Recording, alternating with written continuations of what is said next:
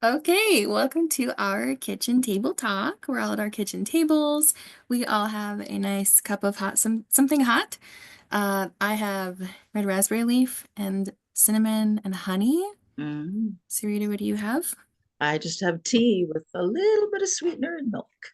Yes. And Rowan? I have Tulsi Sweet Rose, I love which Tulsi. is an organic India tea for my nervous system. Very nice.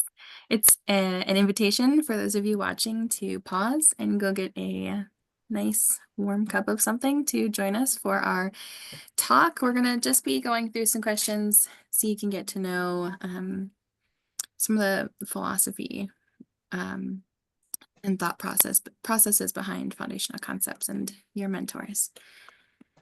And we'll just jump into questions. Our first one is, how do you handle hate/judgment/ being unpopular coming from other midwives? And we'll let Asumita start. Um, that's a really good question. And, I had to really pause and think about what I've had to do in my own experiences, which I've had plenty of them. What I found is that uh, there's a lot of competition that doesn't need to be there, and a lot of Mm. what I call dysfunctional coping mechanisms where we turn on each other rather than support each other. And what that can do is lead you back into just having to focus on who you are and who you are, regardless of what other people may say or may think. And staying true to your own value system rather than trying to make compromises just to, you know, be popular, shall we say.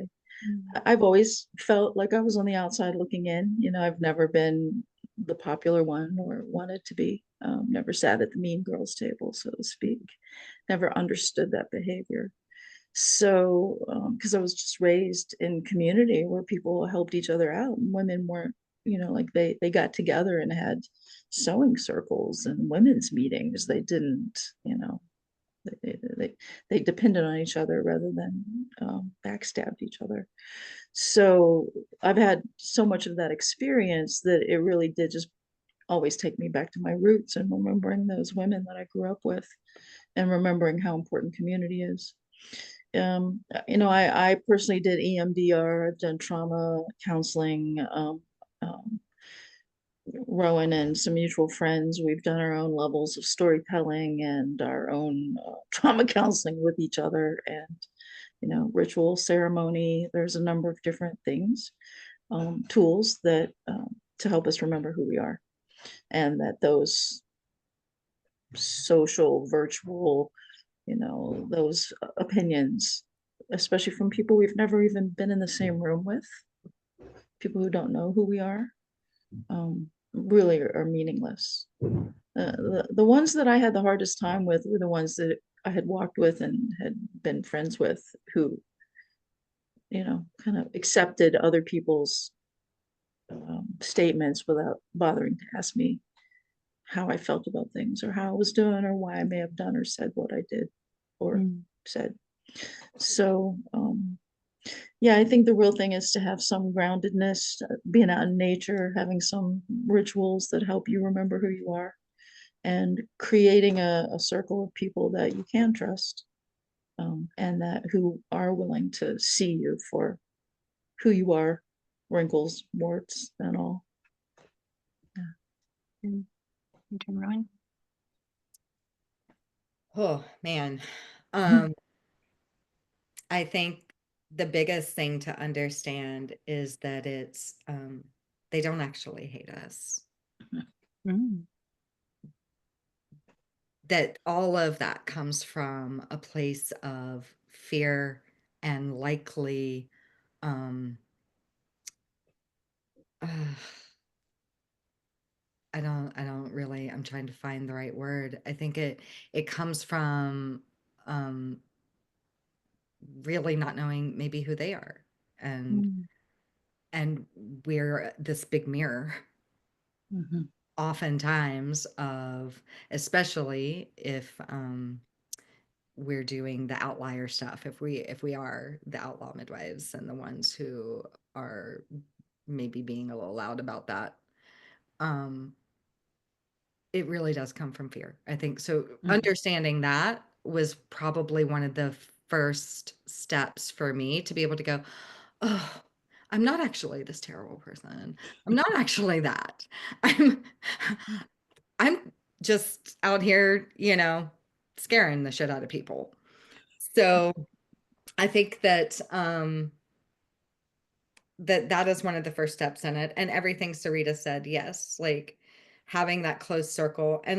And unfortunately, in my own case, those were some of the people who turned against me immediately, were the people I had closest. They had seen my vulnerabilities. They knew where my insecurities lie.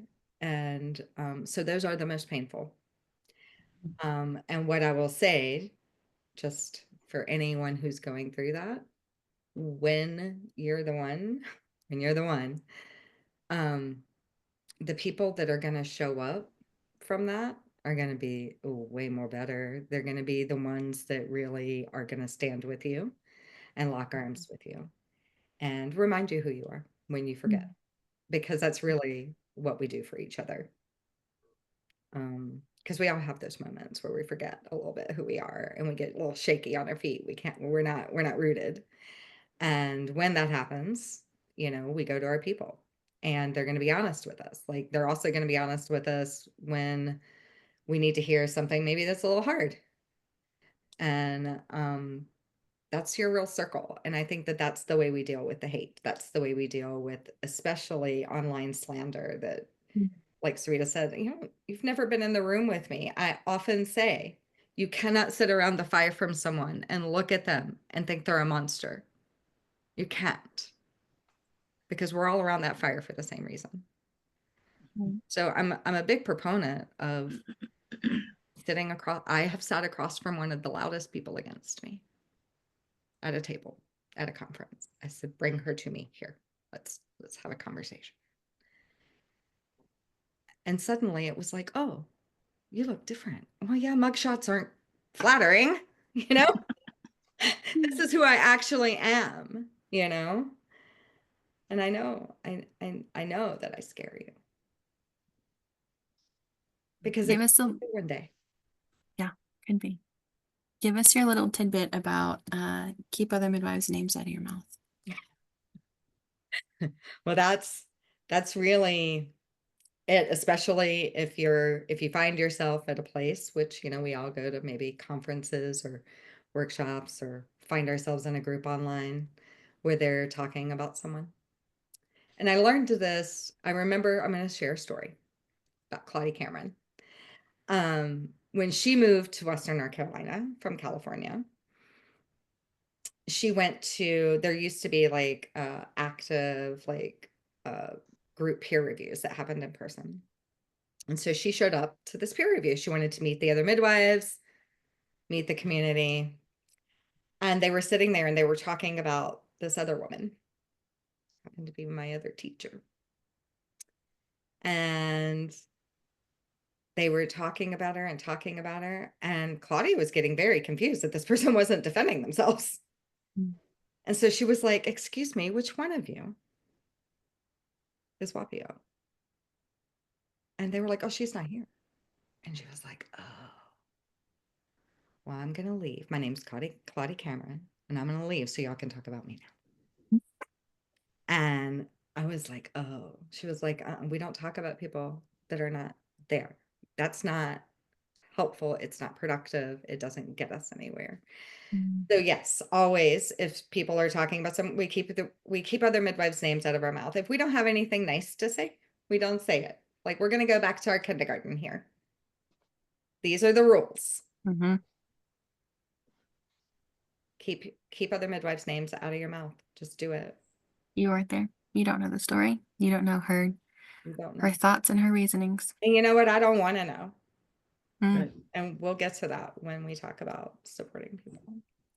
That's our next question, actually. So flow us into how to support other midwives when they're being persecuted? How can we support them? How do you support them?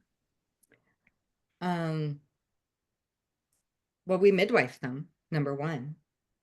We show up with tea and food. We make the meal train even for her, right? Like if we're not in her community, like if we're doing this by distance, which is often the case with me, currently, there's cases in New Mexico, Texas, um, Ohio, I forget the Georgia. So, sometimes we're doing this virtually. So we call their people together. Who are your support people? Number one, we find out what supports them. Like, you know, somebody bringing me bath salts would be great because I'm a bath person, but like, what is their thing? What is their comfort? Where do they go? Like, so it's finding out how to support them, and their closest people will know that. But mostly we remind their community, especially if it's a legal situation, we remind their community that every word we say, even in support, can be used against them. Right? We listen to their attorney. We always listen to their attorney. And we stop any talk that is negative about that. That would never happen to me, or at least I didn't, those type. It's not helpful. Because let's say somebody did make a mistake. Do we judge someone based on the worst moment of their life? What do? We help them be better. Like nobody wakes up and says, I'm going to go cause harm today. I've never heard a midwife be like, I think I'll go screw it up today. Never. So one of the things that I say to people is don't ask them what happened. Don't ask them the story. Number one, they may be violating their court orders. They don't owe you a story. They don't owe you what happened. What we know to be true, no matter what, is no midwife intends to cause harm. And two, everyone deserves a good legal defense. Due process. Everyone. And they deserve good food, and they deserve tea, and they deserve to be heard or held or make them laugh. I send some of the women I serve, I'll just send them the most ridiculous, hilarious reels. Like, make people laugh. Take them out of it for a minute. Or hear them when they need to be in it. My attorney said to me, I was sitting in jail and she came to visit me and said, you have to stop your people. How do we stop them? And what she said to me was, it will be your supporters that take you down.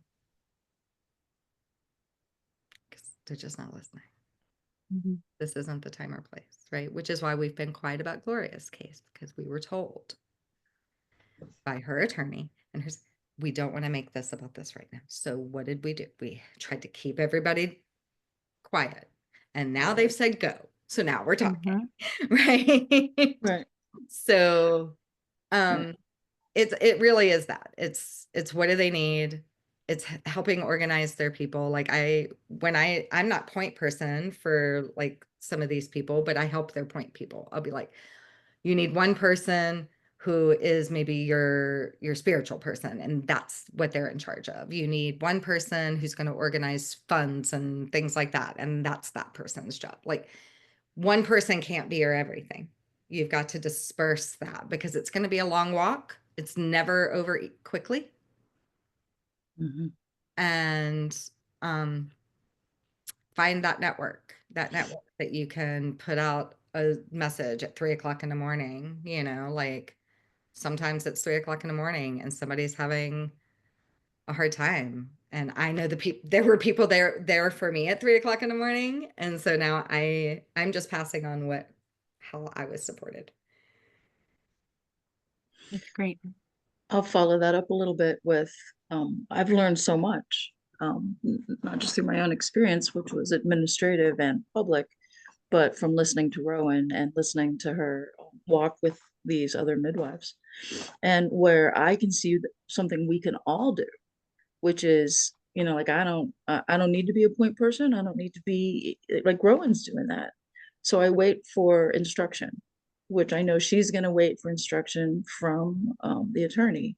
And then I spend, oh, and I'm sure people have seen this, my obligation then is to deal with that court of public opinion out there on social media or out there in the world, and bring that same message that Rowan is saying, which is no, we're not going to talk about that. Like, no, right? So we can all do that. And that is, I believe, our obligation to the community when we start to hear these things and these stories. And you see them on social media, especially after a grieving parent has shared a video, which of course our heartstrings are pulled. Of course we all feel that emotion. And when we're feeling that, really is the time to go, well, then we should shut our mouths, right? Because that emotion that we're feeling, that wanting to fix it, is going to lead us into our own trauma responses and causing more harm, right? And that's what we're trying to do, is minimize that harm.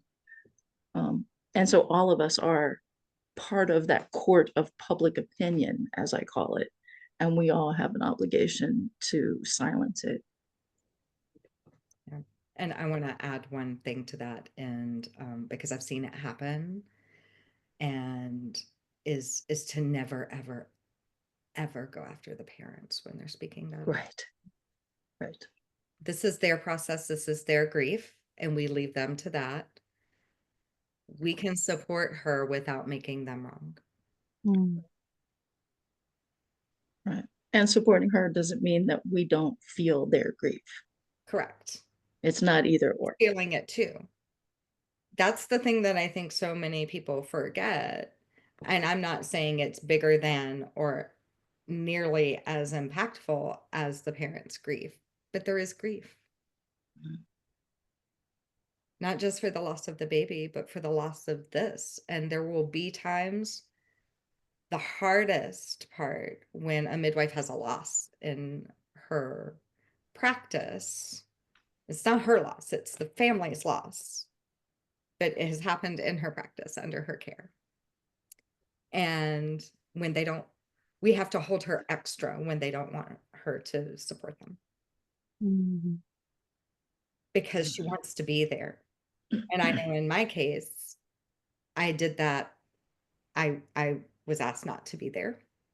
And so I did that peripherally. I made sure someone else was taking the food. I made sure someone else was showing up to keep that train going. I made sure the homeopathics that I wanted her to have were delivered to her through a mutual friend. I made sure that, the community was still showing up for her, even though they were speaking badly about me. Like, it's not about me. So we can help hold her up to still be able to do that a little bit and be there for her. Because it's the hardest when we can't walk with them. In a loss that we had in my apprenticeship with Claudia, like this family, we were with them for 3 months. Like they just embraced us in, like we went through it together and it was beautiful. And that is how it should be. So that's less traumatic in so many ways when we get to go through that whole process together. Yeah. I appreciate these thoughts. Thank you. We'll move on to our next question. This is good, and we likely will end up coming back to it somehow, some way. Who are you currently learning from? Sarita. Actually, I learned a good bit from Rowan, to be quite truthful with you, especially around these issues, persecution and legal issues. Watching her read placentas at our intensives, like I've learned so much from watching that. And just in our relationship, as well as this group we keep talking about, we have some mutual friends that we learned from. As far as a broader kind of way, because I'm retired, and this kind of relates back to what we were just talking about, I started learning more about restorative justice and how that can be adapted into building healthier communities, because you do move into what we're talking about, that obligation that we all have to not cause harm to each other, but to still make reparations for any harm we have caused. And that is something then that, we can all relate to these kinds of instances, as well as doing peer reviews and case reviews and things like that. So restorative justice is an area that I'm interested in. I've also been following more some of the works by a woman, or the collection of works by a woman named Toni Harmon, which is around the microbiome and how that is related to birth, lactation, and our long-term health, and that, and really thinking a lot about that multi-generational microbiome, and how important it is to pass down through our next generations. And then I'll end with this because it's just kind of funny. I learn a lot from my chickens, right? Like I learn a lot from nature, and that's probably my first and greatest teacher. And I have this little flock of chickens that they're just fascinating to watch, and watch instinct, and watch, how they learn different things. So I think probably, if I were going to really talk about what I've learned, who has taught me the most through the years and continues to do so, it would have to be the natural world. And because I live amongst it, and the cycles of that natural world. I love it. Keep learning from chickens, Sarita. Oh yeah, they're You so keep stupidly doing it. smart. Rowan, who are you currently learning from? I too, Sarita comes to mind first, because of, especially like we do have different educational backgrounds growing up, and learning more about like watching people like there was a specific birth I was sharing with her the other day, and she was like, "Oh, right. If I had already known Sarita, I would probably have been able to watch this woman walk and know something was up, because she has this different knowledge of the body structure that I was not privy to." And also learning, we are both from Appalachia, born and raised. My actual family origin is from right down the road from her, actually, in West Virginia. But I was not brought up in it the way that she was. So when I go to her property, which is like 200 acres of this beautiful, magical forest, like she does live in nature. Like I get to see how she, I'm like, oh, she rises with the sun, and she's sitting, like the way that she starts her day even, and like riding the four-wheelers and going through, and I can tell you where the twins are buried on her property and where the apple trees are, and there's this special tree that is it was struck by lightning, and there's like just learning how she navigates with that really is that's an invaluable education.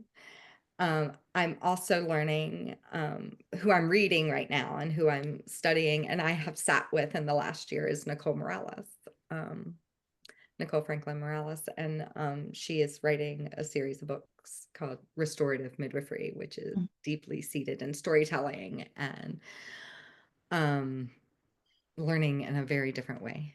And I think some of the reading that I want us to bring in to our online courses is from her books, because I find her to be fascinating, and I'm learning from all of you that sit with us.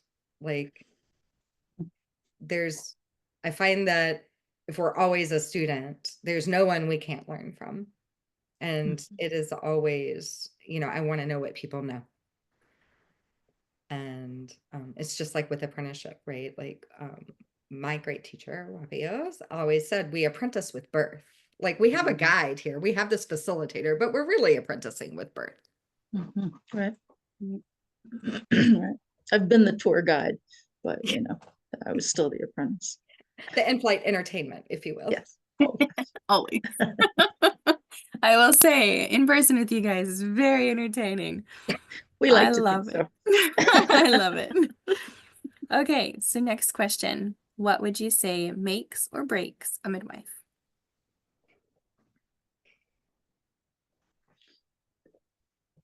The first time you know you're not in control, which basically is the first time a baby dies, because that and that's something I've been told by other people, and I've certainly found that to be true, that it makes you question everything when you're in that situation. And if you can continue to carry that and still not bring fear into the room, if you can know that that happens no matter what, and still not carry that fear into the room at the next birth, that's really what I think makes or breaks you.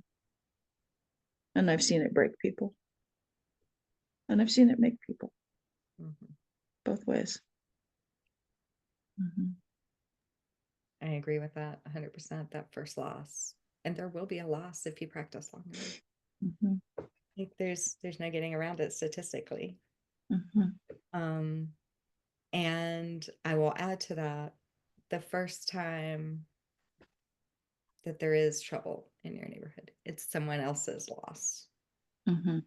How you navigate that with yourself, your own team within the community is going to show everyone who you are. Mm-hmm. Good. So part of that with your own stories and trauma, what work are each of you doing actively to work through your own trauma and stories? You're not shove it under the rug, people. So what are your preferred modalities? It's a constant process. It's not a goal oriented and now it's all better kind of thing, right? Like, because whether it's the traumas of having been at births that you walked away from going, I'm never gonna go to do that again, or it's the trauma of the loss of loved ones in your life, or the whatever the trauma might be, right? Like it's cumulative and it's ongoing. And so it's not that there's ever and it gets better, right? It's that and you learn how to carry it in a way that you're not responding from that place all the time, right? Right. Like I had something this morning that reminded me of a family loss from a year and a half or so ago, and I didn't expect it to happen. Someone who I cared for that is no longer with us, and I had kept a pair of his shoes, right? Like muddy old shoes for riding the four-wheeler back in the stash behind the stove, the wood stove. And today was the day that I moved those on and threw them away. And that next act of letting go, I was shocked at how hard it hit, right? So that trauma is never going to go away, and it's always going to come back up again when you see little things. But you learn how to carry it differently. And whether it's I can say it now, I can talk about it, like that, this helps me. Even that little bit I just said, it helped me let go of that. It helped me take the power away from that trauma, right? Having good friends like Rowan, or a mutual friend of ours whose answer to everything is it's the trauma, right? Like we help each other process our traumas. We have ceremony together to help us walk through that grief, and we've all experienced and gone through it together. I mentioned before, EMDR helped me, and I didn't even know I had enough trauma to do that at the time. Was shocked at because I'm like one of those, like, put your head down and just keep working. And it's not that you sweep it under the rug, it's that you're taught to ignore it and to, just keep working. And so it's a process of recognizing the trauma, feeling the pain, understanding and letting go of it, and knowing that some things are always going to hurt. When you think about it, they're always going to hurt. but they don't have to destroy me, and I don't have to function from that pain. I can ground it somewhere. I can breathe. I do a lot of breathing and walking and going outside, and to help me feel it, get through it, knowing it's always going to be there. Right. So so my first thing is have a realistic expectation of yourself and of how this works. Right. And have good friends to help you carry it.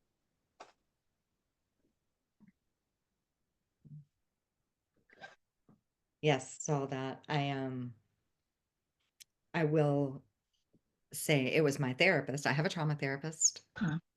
She's one of my best friends. I and she helped me reframe and embrace that disassociating can be protective. Like that it's not always a bad thing to disassociate when Right. we need to. Like it's not really about ignoring it forever. It's about getting through this moment, Right. doing the thing I have to do, and then dealing with it, right? Oh, see that AI stuff. Gotta lower my hand. Definitely nature. One of my big coping mechanisms is I have some special places. Some of them are gone now due to Helene, so I've had to grieve that and find new places. But I go to the forest and I lie on the ground, and I may scream, I may cry, or I might just lie there and become part of the ground. That's just something that works for me. I take baths. I'm a big bath person. Um, I also do EMDR. My therapist, that is one of her modalities. I do ceremony at least twice a month, if not more often. I build fires. Yeah, she's a fire builder. She builds great fires. I drum by the fire. So that's it, it really is coming. Sometimes it's solitary and sometimes it is coming together. Sometimes we have a weekend planned at Sarita's land with our circle coming up. And I'm sure we'll build a fire and I'm sure. I'll have my drum Mhm. and we'll do that kind of work. And I think it's important. I think it's all important. But yeah, facing it. And when sometimes that trauma involves another person, having hard conversations is important.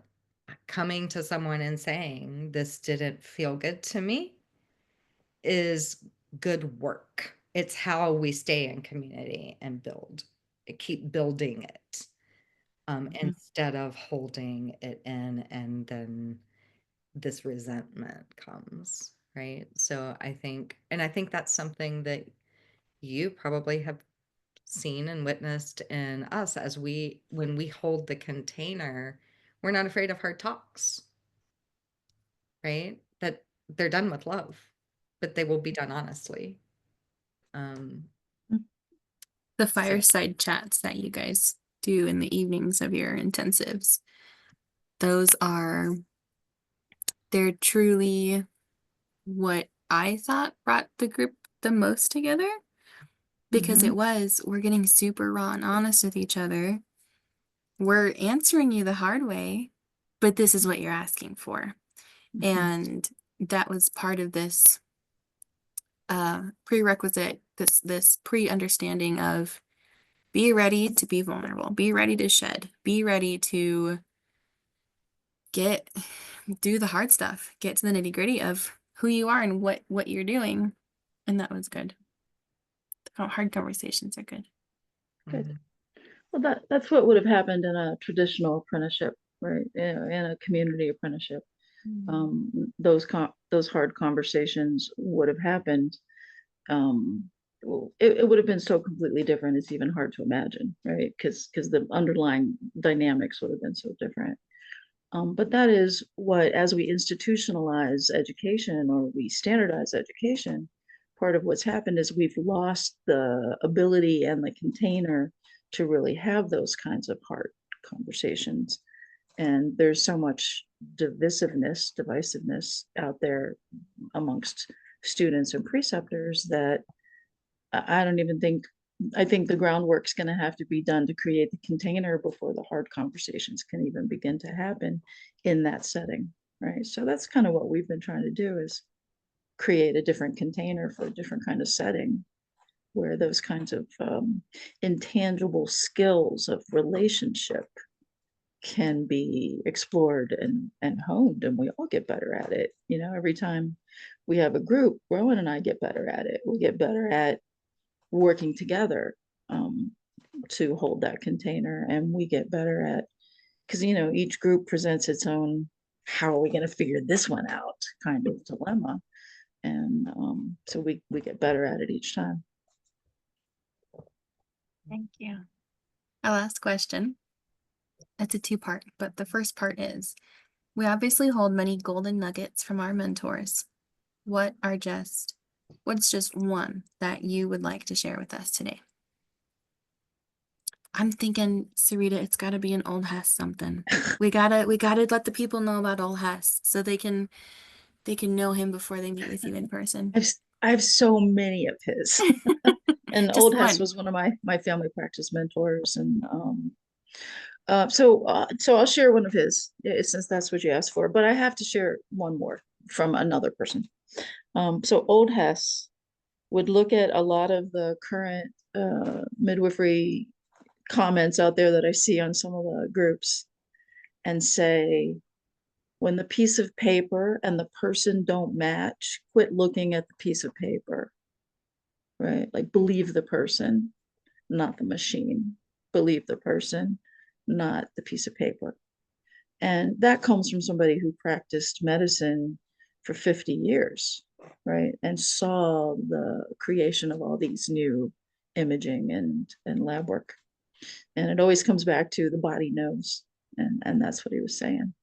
The other one, though, I'm going to have to quote. You don't hear me talk about Dr. Arnett very much, but he was the one that got me started teaching more formally. And he was the one I did a lot of work with. He was like this little elf of a grandfather. And he was great. He did a lot of missionary work. And he and I used to do vasectomies together in the office, if that tells you anything. But anyway, yeah, we had a lot of fun together. And he knew I was going to come back to West Virginia and do burrs and have a clinic. And he said to me, if you're gonna do that, if you're gonna come into a community and offer a birth service, you need to hold a community meeting. And the first thing you need to talk about is that sooner or later a baby will die. And that we need to be ready for that. And we need to be accepting of that. And I give you that quote because I didn't do that. And I wish I had. Right? Because in not doing that, in not setting up that realistic expectation from the beginning, because it's realistic, it creates more avenue for dysfunction and for those rumors and for, losing a good thing that you've worked hard to create. So yeah, believe the person and have realistic expectations. Thank you. I hold that believe the person one very frequently. Okay, Rowan, what is your golden nugget? Well, I'm gonna use Gloria LeMay, since we've talked quite a bit about persecuted midwives, and she's currently sitting in a cage. She said to me, between, like, I was being investigated already, but I hadn't been arrested yet. She said to me, and she said it to others too. I spoke with another persecuted midwife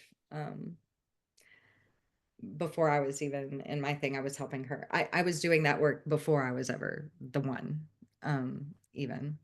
So she said to me, and many midwives, 3 things kind of happen when you go to jail. Number 1, you go in there and you do the same thing in there that you do out here. You collect women's stories. Mhm. Number 2, you get your sexy back because food sucks. You're going to lose some weight. It's great. Number 3, when you come out, you're kind of infamous and you can do whatever you want with that. Because it's going to change you, right? It's going to change you. Let it be for the better. and she used hers well. I'm Mhm. sure she will again. Do you have an inkling on what she'll come out with? Will she get her sexy back? Come on, Gloria. If anybody I have can. a feeling this one, you know, after my thing was over, if it's ever over, it's never really over. But after they cut the thing off of my ankle and I was really free, Wapio came to town to see me. She was living in Virginia by that time. She was like, let's have coffee. And she was so funny because if you've ever met her, she's just kind of hilarious. And she just kind of looked me up and down. She was like, okay, you're all right. And I was like, what? She was like, you have a wisdom you just didn't have before. Mhm. And it's true. We, in the native culture, they call that your initiations, right? Like the hard things that we do, those are initiations. And we come out of them. Either we let that trauma define us forever and we're hiding under the bed every time the doorbell rings, or we use it for the greater good of the community because that's really what we're doing when we then help others get through it. Mhm. And Gloria helped me get through mine. The second part of that question was, and why did it impact you so strongly? But I think we've gotten there. I think so. Oh, this was a good talk. Those are all my questions. Do you have any thoughts that you would like to add before we're finished? The only thing I'm going to add is that one of the things that Rowan and I are constantly amazed by is that this whole thing appears to sometimes have a mind of its own and grow organically, and that we're uh, finding ways to expand what we're offering. And we can talk more later, but looking at developing an online version to be able to reach more people and kind of bring this perspective and these concepts to a broader audience, especially in today's world where it's expensive and travel's hard and being on call. So yeah, I just want to let people know that we're always growing and always And finding new ways. you've had lots of inquiries from people overseas who say, I just Yes, can't come, or right, I can't find the wise women in my area.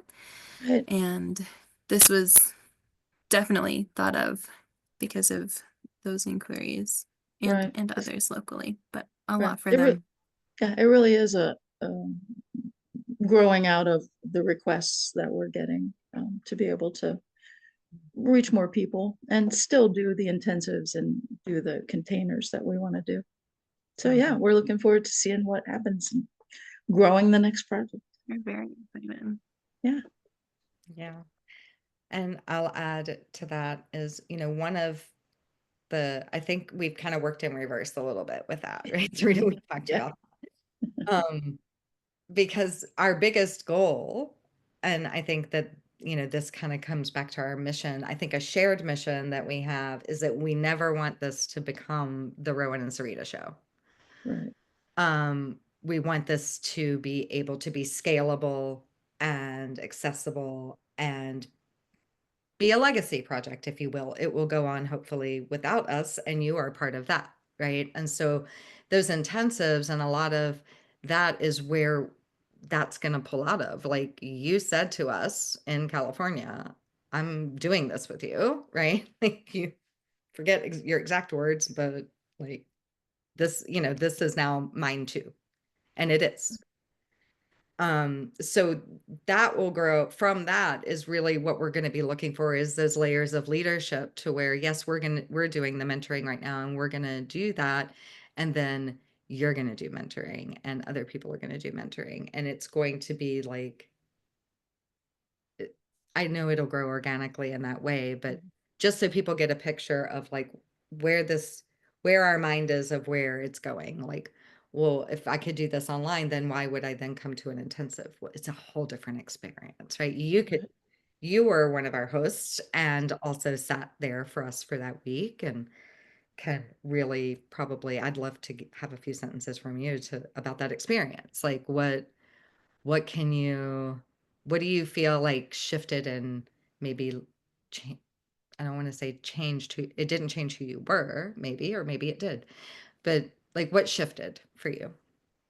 Yeah, sitting with you guys wasn't just deepening my midwifery skills and knowledge. It was and continues to be, how can I be a better mentor? How can I be a better leader? How can I better serve my community? And in really practical ways that I don't think I was able to sit down and get quiet enough to see the details. I I just didn't have the practicalities of it. And so co-hosting you in California was wonderful because it was this prompt and invitation of, we're coming for your community. It's not you guys just, we've got this curriculum, we want to give you this. It was, who in your community is coming? What do they need specifically? What do you and your co-host need specifically? And how can we fill in those gaps? How can we be of service to you? And so it entailed me going into my community. I already had some community set up, and so it was reaching out to them, branching off of the relationships I already had. I had a monthly mentorship that I was running in person, and it was reaching out to them and bringing them in and saying, I know your heart, I know where you're wanting to go, and I have like these little crumbs of things that I know from this fabulous duo, and I know that you would fit together really well, so come join us. And so that was the very first step of, get to be leadership in your community. How are you already in your community?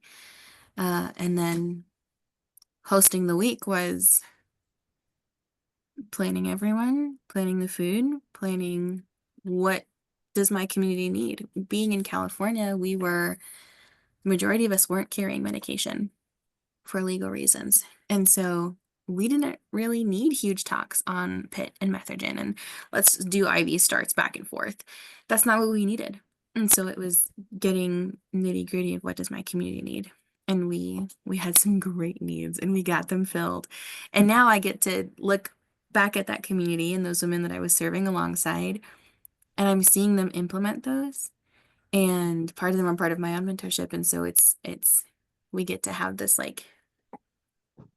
remembering together of, oh yeah, we talked about this, we learned this. Here's how we're implementing this with your current client, and here's how we continue this spiral of knowledge and of the mentoring, and it's been great. Yeah. Excellent. Yay. Does that answer your question?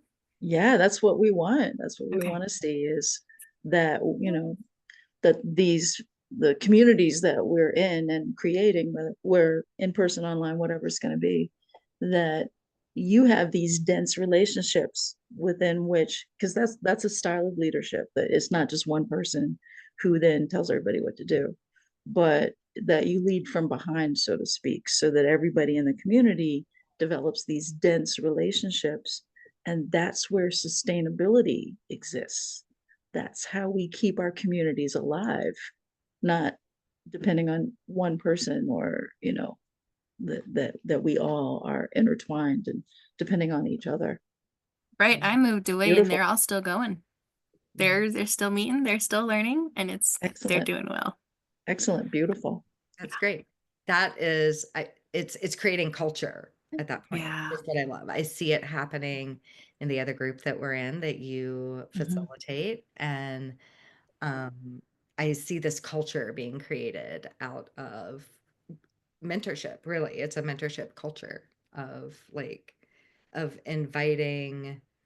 Um, oh, you want to know that? Then go do your research and come share with us what you find. Right? Like Mhm. there's this, we're not going to spoon feed. That's us not spoon feeding you the information. Right. Right.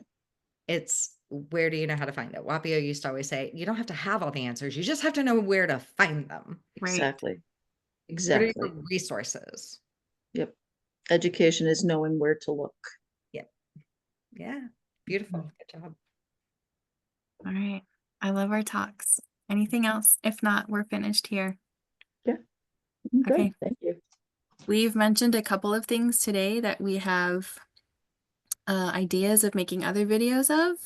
One mentioned was um, assessing posture and gait of your clients and how we can implement that into our care, or talking persecution, talking about stillbirths and building community.